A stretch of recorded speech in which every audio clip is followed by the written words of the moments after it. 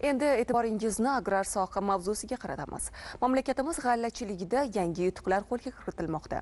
Tezkor seleksiya, duragaylik yaratish va yangi agrotexnologiyalar. Bu boradagi faktlar Janubiy dehqonchilik ilmiy-tadqiqot institutida tajriba maydonida tashkil etilgan. Soha mas'ullari va fermerlarga namoyish qilindi. Mavzuni hamkasbimiz davom ettiradi.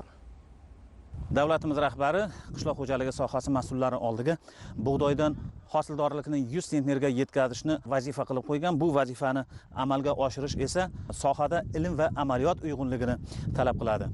Janubiy dehqonchilik ilmiy tadqiqot institutining tajriba maydonida o'tkazilayotgan respublika seminari ham mana shu maqsadni amalga oshirishga xizmat qiladi.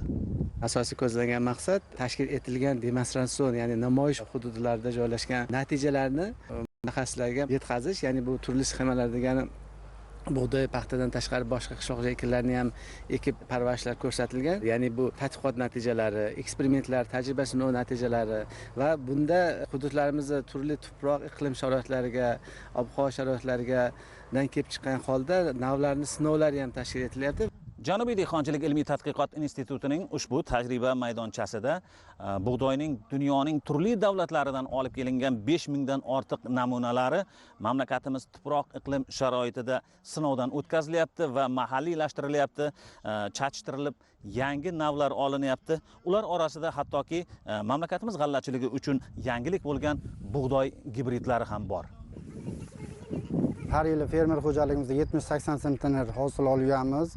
Maqsadimiz shu, yurtboshimiz aytganlaridek 100 sentner hosil olish. Shunga yangi innovatsiya, yangi texnologiyalar bilan ishlash. Mana shu seminardan ancha tajribalarimizni oldik. Olimlar bilan bamaslahat ish qilib 100 sentner hosil olishga nasib etsa erishamiz. Bu gibrid bug'doyni xalqaro hamkorlik doirasida Pokiston Respublikasidan keltirdik va hozirgi kunda yaxshi o'suv davrida rivojlanmoqda. Gibrid bug'doy bizga nima beradi?